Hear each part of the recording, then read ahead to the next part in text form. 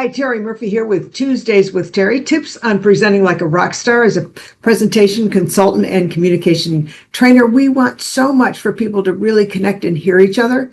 And one of my favorite commercials, and this is so appropriate for today, is do you remember back in it was 2022 when Verizon came out with a new marketing plan.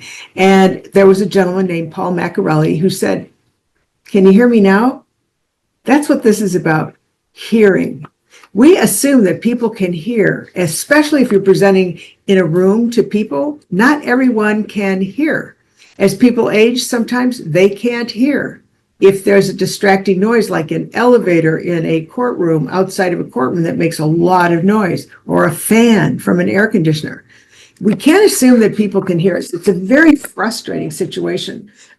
They say that over 5% of the world's population, that's 430 million people, have disabling hearing loss, which is projected to 700 million.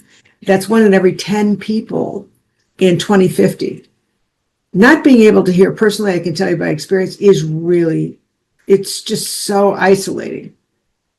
And we have to be cognizant when we're speaking, especially when there's a lot of noise, or if we're in competition with a video or other people speaking that not everyone can hear.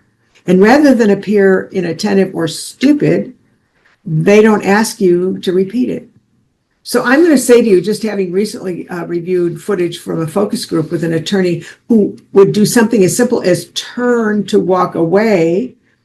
He would turn his back to the group, but keep talking. You can't do that, because I can't watch your mouth, I can't see your facial expressions, and clearly the projection of your voice is going the other direction.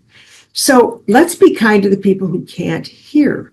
That can you hear me now has been one of the most successful marketing strategies ever, and continues because we find that people have attention deficit. They weren't listening, and then they try to key in. They have impaired attention because of the distractions, their cell phone, their watch, whatever happens in here. If it doesn't go in, they can't make an informed decision. So I'm going to say, let's be gracious today. Let's be extra conscious of the people who can't maybe hear, or we assume that they can, and just ask, has everybody been able to hear me? Is there anything I should kind of review, just so we all get on the same page? Always try to remember that people do the best they can in the moment, but they have to be in the moment. And in order to be in the moment, they have to be engaged. And in order to be engaged, they have to be able to hear and see and feel like what their attention is being given is appreciated and accepted and engaged with. So let's be a little bit more conscious about whether or not people can hear what we're saying, that we say it. If we're soft-spoken, we ratchet it up a little bit. If we're too loud, we adjust.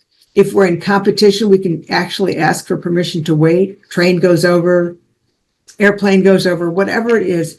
But let's be sure that we do an extra special effort to make sure that everyone can hear, so they're not frustrated, they're not isolated, and they feel more engaged with you, because that's what communication and connection is all about. I'm Terri Murphy. Join me every Tuesday for a tip on how to be the rock star of your next presentation, how to celebrate relationships in a more authentic and transparent way. And please feel free to get my complimentary ebook, 10 Tips to Make You the Rock Star of Your Next Presentation.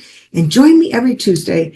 And if you have a question or would like a discovery call, reach me at terri@terrimurphy.com. I'm here to help you be irresistible in your next presentation.